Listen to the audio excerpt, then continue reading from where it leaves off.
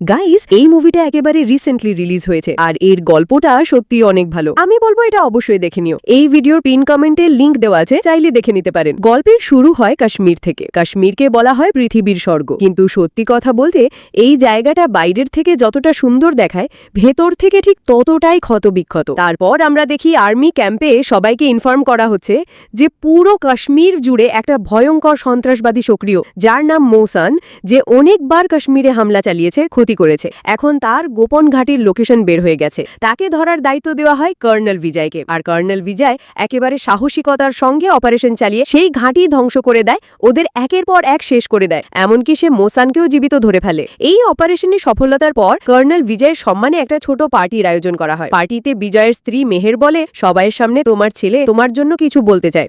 এরপর হারমান স্টেজে উঠে এসে বাবার উদ্দেশ্যে দুটো কথা বলতে যায়, কিন্তু সে কিছুতেই ঠিকমতো বলতে পারছিল না। মাত্র দুটো লাইন বলার জন্য সে প্রচন্ড কষ্ট পাচ্ছিল। কথাগুলো ঠিকঠাক বলতে না পারায় কর্নেল বিজয়ের মন খারাপ হয়ে যায়। এই নিয়ে পার্টিতে সবাই হারমানের বিষয় কানাঘুষা শুরু করে দেয়। বিজয় চুপচাপ পার্টি থেকে বেরিয়ে যায়। মেহের তাকে বোঝাতে যায়, সে আমাদেরই ছেলে, তুমি তাকে ভালোবাসো না কেন? তার যদি কিছু দুর্বলতা থাকে তাতে কি? আমরা কি তাকে একটু স্বাভাবিকভাবে ট্রিট করতে পারি না? এই নিয়েই ওদের মধ্যে তর্ক শুরু হয়ে যায়। এমনকি বিজয় রেগে গিয়ে এটাও বলে বসে, আমার লজ্জা লাগেও আমার ছেলে। আর ঠিক সেই সময় দরজার পেছনেই দাঁড়িয়েছিল হারমান। সে নিজের কানে সব শুনে ফেলে। এরপর মেহের হারমানকে বোঝায়, মা বাবারা অনেক সময় না বুঝেই রেগে যায়, কিন্তু তার মানে এই না যে তারা তোমাকে ভালোবাসে না।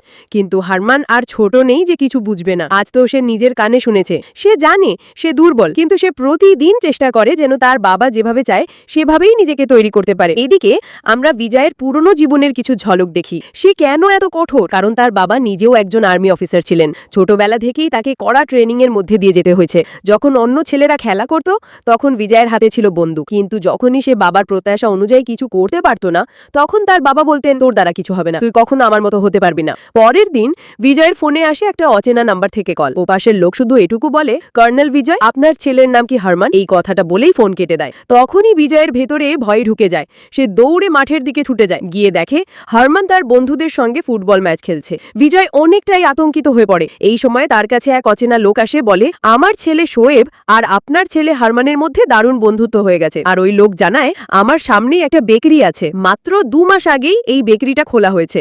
এরপর কর্নেল বিজয় ছেলেকে নিয়ে বাড়ি ফিরে আসে। সে হারমানকে বুঝিয়ে বলে যে এরপর থেকে যখনই বাইরে যাবে কাউকে না জানিয়ে যাবে না। আজ বিজয় প্রথমবার ছেলেকে প্রশংসা করে বলে, তুই দারুণ ব্যাটিং করিস, শুধু একটু বেশি প্র্যাকটিস করলেই হবে। পরের দৃশ্যে আমরা দেখি পুলিশ ব্ল্যাক সাইটে এক সন্দেহভাজনকে জিজ্ঞাসাবাদ করছে, যাকে কর্নেল বিজয় ধরে এনেছে। কিন্তু লোকটা সোজাসুজি বলে, আমি মোসান না, এমনকি তাকে চিনি পর্যন্ত না, আপনি ভুল মানুষকে ধরে এনেছেন। তবে সেই লোকের ভাইকেও একই জায়গায় আটক রাখা হয়েছে। বিজয় তখন বলে, তুমি হয়তো মোসানকে চেনো না, কিন্তু তোমার ভাইয়ের চিৎকার নিশ্চয়ই চেনো। এক্ষুনি সিদ্ধান্ত নাও, স্বীকার করো তুমি মোসান, নয়তো আমাদেরকে বলে দাও সে কোথায়। কিন্তু পাল্টা হুমকি দিয়ে লোকটা বলে, আমার ভাইয়ের কিছু হলে তোমরাও ছাড় পাবে না। এদিকে বাড়িতে হারমান তার মায়ের সঙ্গে কথা বলছে। সে বলে, শোয়েবের আব্বু তাকে অনেক ভালোবাসে, কারণ ওর মা নেই। মেহের তখন হারমানকে তার বাবার দেওয়া একটি চেইন পরিয়ে দেয় আর বলে, এইটা তোমার আব্বার। এই কথায় হারমান খুশি হয়ে যায়। আজ ঈদের দিন হারমান আর মেহের সবাইকে নিয়ে উৎসবে মেতে ওঠে। আর শোয়েবের সঙ্গে কাজেও সাহায্য করছিল হারমান। এই সময় কর্নেল বিজয় ছিল নিজের ডিউটিতে। সেখানে সে জানতে পারে বেকারির এক কর্মী জড়িত সন্ত্রাসীদের সঙ্গে। তখনই তার সন্দেহ হয় শোয়েব এবং তার বাবাকে নিয়ে। আর ঠিক তখনই সে বুঝে যায় তার ছেলের উপর একটা বড় বিপদ আসতে চলেছে। সে তৎক্ষণাৎ বাড়ির পথে রওনা হয় এবং একের পর এক মেহেরকে কল করতে থাকে। কিন্তু পার্টির আওয়াজ এত বেশি ছিল যে মেহের ফোনের আওয়াজই শুনতে পায় না। ঠিক তখনই শোয়েব তার বাবার ইশারায় হারমানের মুখ চেপে ধরে তাকে একটি গাড়ির মধ্যে তুলে নিয়ে যায়। কিছুক্ষণ পর মেহের খেয়াল করে তার ফোনে কর্নেল বিজয়ের অনেকগুলো মিসড কল পড়ে আছে। এদিকে বিজয়ের পুরো টিম সেই গাড়ির পেছনে ধাওয়া করে, কিন্তু হঠাৎ করেই সেই গাড়িটা, যেটাতে হারমনকে তুলে নিয়ে যাওয়া হচ্ছিল, বিজয়ের সামনে এসে বিস্ফোরিত হয়ে যায়। টিম দ্রুত ছুটে গিয়ে দেখতে পায় গাড়ির ভেতর থেকে শুধু শোয়েবের বাবার মৃতদেহ উদ্ধার করা গেছে। শোয়েব এবং হারমান দুজনেই তখন নিখোঁজ। এরপর আমরা দেখি হারমানের কোনো খোঁজ না পেয়ে মেহের একেবারে ভেঙে পড়ে। সে চায় যেভাবেই হোক তার সন্তান যেন ফিরে আসে। এই নিয়ে তার ও বিজয়ের মধ্যে তীব্র তর্ক বেঁধে যায়। মেহের বলে, তুমি তোমার পুরো জীবন একজন ভালো সেনা অফিসার হবার পেছনে ব্যয় করেছ, কিন্তু একজন ভালো বাবা হতে চেষ্টা করতে, তাহলে আজ আমাদের ছেলে আমাদের সঙ্গে থাকতো। বিজয় উত্তর দেয়, তুমি ভাবছো আমি উদ্বিগ্ন না? আমিও আমার ছেলের জন্য চিন্তিত। আমি বাইরে থেকে যেমনটা দেখাই, ভেতরটা কিন্তু তেমন না। এখন পরিস্থিতি এমন দাঁড়িয়েছে, হারমানকে বাঁচাতে হলে দুজন বন্দীকে মুক্তি দিতে হবে। কিন্তু হারমান একদম স্পষ্টভাবে বলে, যাই হোক না কেন আমি ওদের মুক্ত করব না। এই কথাটা শুনে মেহের রেগে গিয়ে বিজয়কে চড় মারেন। এরপর বিজয়ের কাছে একটি অজানা সার্ভার থেকে মেসেজ আসে, আপনারা যদি মোসানকে ফিরিয়ে দেন তবে বদলে আবিল ও কাবিল নামের দুজনকে গ্রেফতার করতে পারেন। এটা ছিল এক ধরনের এক্সচেঞ্জ অফার, যেখানে তারা নিজেরাই আত্মসমর্পণের জন্য রাজি ছিল। কিন্তু কর্নেল বিজয়ের বিশ্বাস এটা আসলে একটা ফাঁদ। বন্ধুরা, এবার যা ঘটছে তা সত্যিই আপনাকে অবাক করে দেবে। রাতে আবার কর্নেল বিজয়কে একটি অজানা নম্বর থেকে ফোন আসে। তাকে একটি জায়গার ঠিকানা দেওয়া হয়। সেখানে গিয়ে বলা হয়, ওই দুই ভাইকে নিয়ে এসো আর নিজের ছেলেকে ফিরিয়ে নিয়ে যাও। এখন সিদ্ধান্ত তোমার হাতে। এরপর বিজয়ের সঙ্গে হারমানেরও কথা করানো হয়। হারমান কাঁদতে কাঁদতে বলে, পাপা আমাকে বাঁচাও। কিন্তু বিজয়ের কাছে দেশই সবকিছুর ওপরে। সে কোনো দ্বিধা না করে ফোন কেটে দেয়। বিজয় ঠিকই সেই দুই জঙ্গিকে মুক্তি দেয়, তবে সঙ্গে সঙ্গে ঘটনাস্থলেই দুজনকে গুলি করে মেরে ফেলে। এদিকে মেহের তখন মেনে নিয়েছিল তার ছেলে আর কোনোদিনও ফিরে আসবে না। এখান থেকে গল্প চলে যায় ৮ বছর পর। এখন দেখা যায় কাশ্মীরে একটি তদন্ত চলছে। হঠাৎ সেই দলে থাকা এক যুবক জানায় তার পুরো নাম হারমান বিজয় মেনন। এই নাম শুনেই বিজয় থমকে দাঁড়িয়ে যায়। সেই যুবকটিকে ভালো করে দেখে আর বুঝতে পারে এ তো তার নিজের ছেলে হারমান। তবে এই ৮ বছরে হারমান একেবারে বদলে গেছে। সে আর আগের মতো ভীতু নেই, কথায় তোতলামিও নেই। বিজয় সঙ্গে সঙ্গে ছেলের সমস্ত তথ্য বের করে আনে। ৮ বছর আগে মেহের তার ছেলেকে হারিয়েছিল, আর আজ হারমান ঠিক তার সামনে একদম ভালোভাবে ফিরে এসেছে। ছেলেকে দেখে মেহের আবেগে ভেঙে পড়ে, চোখের জল ধরে রাখতে পারে না। তারপর হারমান আবার মায়ের ও বাবার সঙ্গে থাকতে শুরু করে। এতগুলো বছর মেহের বিজয়ের ওপর রাগ করেছিল, কিন্তু আজ সে বিজয়কে ক্ষমা করে দেয়। পরের দিন বিজয় দেখে তার ছেলে এখন অনেক শক্তিশালী হয়ে উঠেছে। তার পিঠে পুরনো আঘাতের চিহ্ন আছে, কিন্তু নতুন কোনো চিহ্ন নেই। এদিকে আহমদ নামে এক ব্যক্তি বিজয়কে জানায়, আমি হারমানকে কিছু ছেলেদের সঙ্গে মার্কেটে দেখেছি, কিন্তু ওকে এখানে চিনবে কে? বিজয় যখন বাড়ি ফিরে আসে তখন সে দেখে হারমান তার ঘর থেকে বেরোচ্ছে। জিজ্ঞেস করলে হারমান বলে, আমি শুধু আপনার ল্যাপটপে গেম খেলছিলাম, আমার তো ফোন বা ল্যাপটপ কিছুই নেই। তখন বিজয় ল্যাপটপের হিস্ট্রি চেক করে, কিন্তু সব ডিলিট করা। তখন থেকেই তার মনে সন্দেহ শুরু হতে থাকে। হারমান জানায় তাকে 2 বছর বেঁধে রাখা হয়েছিল। কিন্তু প্রশ্ন উঠল, তাহলে বাকি 6 বছর কিভাবে কাটলো? কেন তখন কিছু করা হয়নি? এই প্রশ্নে মেহের বারবার বিজয়কে থামিয়ে দেয়, বলে ওকে এভাবে প্রশ্ন করো না। এরপর একদিন যখন হারমান বাথরুমে, বিজয় তার ঘরে ঢুকে একটা ফোন খুঁজে পায়। ঠিক তখনই টিভিতে ব্রেকিং নিউজ আসে। 6 জন কিশোর,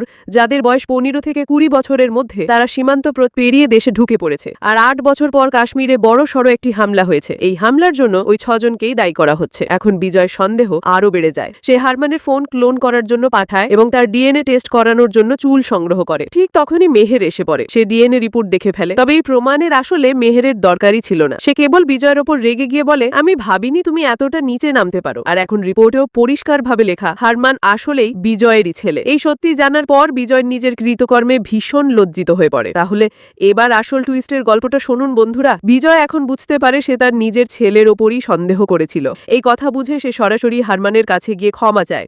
আর এই ঘটনার পর সবকিছু থেকে দূরে গিয়ে একটু শান্ত সময় কাটাতে বিজয়, মেহের আর হারমান 3 জনে মিলে কয়েকদিনের জন্য বেড়াতে যায়। কিন্তু এবার জানা যায় হারমানের আসল উদ্দেশ্য তো একেবারে ভিন্ন। এখানেই শুরু হয় একটা ফ্ল্যাশব্যাক। যখন হারমানকে অপহরণ করে নিয়ে যাওয়া হয়েছিল তখন তাকে তার বাবার একটা অডিও রেকর্ডিং শোনানো হয়, যেখানে বিজয় বলেছিল, আমার কাছে দেশের মাটি সবকিছুর ওপরে, ইভেন যদি সে আমার নিজের সন্তান হয়। এই কথা শোনার পর অপহরণকারীরা হারমানকে বলে, তোমার বাবা তোমাকে মরার জন্য ফেলে রেখে গেছে, সে তোমার থেকে তার দেশকে বেশি ভালোবাসে। তারপর ওরা বলে, আজ থেকে তোমার নাম হবে হারিস, আমরা তোমাকে সেই ভালোবাসা দেব যেটা তোমার বাবা তোমাকে কখনো দেয়নি। বাবার এই ঘৃণাতেই হারমান ভেতর থেকে শক্তিশালী হতে শুরু করে। সে তোতলানো বন্ধ করে দেয় এবং ধীরে ধীরে সন্ত্রাসবাদীদের হয়ে কাজ করতে শুরু করে। তবে সে এক জিনিস খুব হিসেব করে করেছিল, সে নিজে থেকেই বিজয়কে গিয়ে বলে, আমার নাম হারমান। এভাবে সে বিজয়ের বিশ্বাস অর্জন করতে চায়, যাতে তার বাড়িতে থাকতে পারে আর সুযোগ পেলে তাকে খুনও করতে পারে। এখান থেকে গল্প আবার বর্তমান সময়ের দৃশ্যে ফিরে আসে। এদিকে বিজয়ের বন্ধু আহমদ দেখতে পায় যে ফোনটা ক্লোন করা হয়েছিল তাতে আচমকাই নতুন অ্যাক্টিভিটি শুরু হয়েছে। আর সেই ফোন থেকে যে সব মেসেজ পাঠানো হয়েছে সবই হারমান করেছে তার সঙ্গীদের উদ্দেশ্যে। মেসেজগুলোতে লেখা, আমার উপর নজর রাখা হচ্ছে,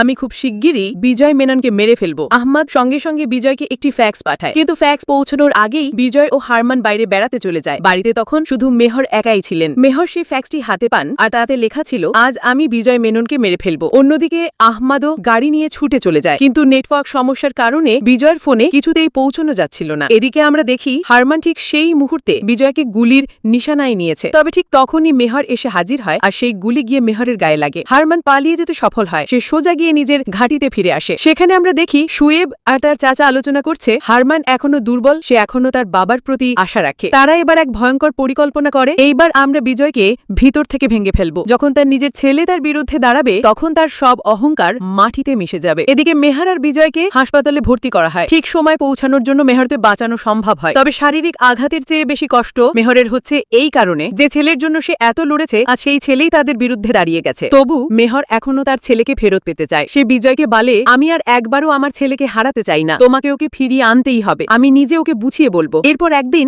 হারমান ঘরে ফোন করে, মায়ের গলা শুনেই সে আনন্দে ভরে ওঠে, জানে মায়ের কিছু হয়নি, কিন্তু মেহর জানতো হারমানই তার ছেলে। এদিকে বিজয় জানতে পারে সন্ত্রাসবাদীদের দিক থেকে একটি ফ্যাক্স এসেছে, তারা জেনারেল কনভয়ের ওপর হামলার পরিকল্পনা করছে, কিন্তু শত্রুরা পরিকল্পিত সময়ের একদিন আগেই হামলা চালিয়ে দেয়। বিজয় তার টিম নিয়ে সঙ্গে সঙ্গে ঘটনাস্থলে পৌঁছে যায়। দুই দিক থেকে গোলাগুলি শুরু হয়, তবে বিজয়ের মন ভেঙে যায় যখন সে দেখে তার নিজের ছেলের হাতেই বন্দুক। এই যুদ্ধে হারমান আর শোয়েব পালিয়ে যায়, তবে শোয়েবের চাচা বিজয়ের হাতে ধরা পড়ে যায়। পরদিন কেশু ড্যামের উদ্বোধন হবার কথা ছিল, সময় ঠিক করা হয়েছিল সকাল 11টা। শোয়েব যখন জানতে পারে তার চাচা ধরা পড়ে গেছে, তখন সে চরম রেগে যায় হারমানের উপর, আর হারমান প্রতিজ্ঞা করে আগামীকাল এই মিশন আমি একাই শেষ করব। সে বলে, আমি দুর্বল নই, কাল আমি সেটা প্রমাণ করে দেখাবো। এদিকে বিজয় তখন হারমানকে খুঁজে বের করতে চায়, তখন মেহর তাকে প্রশ্ন করে, যদি কাল হারমান তোমার সামনে এসে দাঁড়ায়, তুমি কাকে বেছে নেবে, তোমার দেশ না তোমার ছেলে? এই প্রশ্নের কোনো উত্তর ছিল না বিজয়ের কাছে। পরদিন ড্যামের উদ্বোধনের সব প্রস্তুতি শেষ, ধীরে ধীরে মানুষের ভিড়ও জমতে থাকে, কিন্তু কেউ জানে না মঞ্চের নিচে বসানো আছে টাইম বম। অন্যদিকে বিজয় ও তার দল সন্ত্রাসবাদীদের আস্তানায় হামলা চালিয়ে দেয়। এদিকে শোয়েবের চাচা কাবিলের কাছে এক অজানা নারী আসে, আর সেই নারী কেউ ওয়েলস নন, হারমানের মা মেহর। সে কাবিলকে প্রশ্ন করে, হারমান কোথায়? এখানে এক বিশাল সত্য প্রকাশ পায়, মেহর আসলে সেই মোশন যাকে সবাই এতদিন খুঁজছিল। মেহর কাবিলের সাথেই কাজ করত। সে বলে, তোমরাও তো আমাকে এই মিশনেই পাঠিয়েছিলে, কিন্তু আমি বিজয়ের ভালোবাসায় পড়ে যাই। মেহর কাবিলের কাছে বম্বের কোড জানতে চায়, কিন্তু কাবিল তাকে খুন করে ফেলে। তবে শেষ মুহূর্তে মেহরও কাবিলের উপর আক্রমণ করে, এই লড়াইয়ে কাবিলও মারা যায়। এদিকে দ্বিতীয় বোমা রাখা ছিল একটি ফ্যাক্টরির ভেতরে, যেখান থেকে পুরো এলাকা সংযুক্ত। বিজয় সেখানে পৌঁছায়, কিন্তু তখনই হারমান তাকে মারতে হাজির হয়। তাদের মধ্যে ভয়ঙ্কর মারামারি শুরু হয়, কিন্তু বিজয় কিছুতেই হারমানের উপর হাত তুলতে পারে না। হারমান বিজয়কে বলে, আজ আবার আপনাকে একটি সিদ্ধান্ত নিতে হবে, আপনার দেশ নাকি আপনার ছেলে? তখন বিজয় বলে, তোমার শত্রু এই দেশ নয়, এই মাটি নয়, তোমার শত্রু আমি, যে এখন তোমার সামনে দাঁড়িয়ে আছি। বাবার চোখে ভালোবাসা দেখে হারমানের মন গলে যায়, তার চোখের জল চলে আসে। পেছনে দাঁড়িয়ে থাকা শোয়েব বুঝে যায় হারমান তার বাবাকে মারবে না, তাই সে পেছন থেকে গুলি ছোড়ে, কিন্তু ঠিক তখনই হারমান বিজয়কে ধাক্কা দিয়ে সরিয়ে দেয়, আর সেই গুলিটা হারমানের গায়ে লাগে। তবু হারমান তখনও বেঁচে ছিল। যখন শোয়েব বিজয়কে মারতে আসে, হারমানই তখন শোয়েবকে গুলি করে হত্যা করে। এরপর হারমান ও বিজয় মিলে টাইম বম ডিঅ্যাক্টিভেট করে আর হাজার হাজার মানুষের প্রাণ বাঁচায়। এইভাবে গল্পটা এখানেই শেষ হয়। সো গাইস, আজ এখানেই বিদায় নিচ্ছি। এক্সপ্লেনেশন কেমন লাগলো কমেন্ট করে জানাও, আর এমন আরো দারুণ সব মুভির এক্সপ্লেনেশন পেতে আমাদের চ্যানেলটা সাবস্ক্রাইব করতে ভুলো না। Thanks for watching.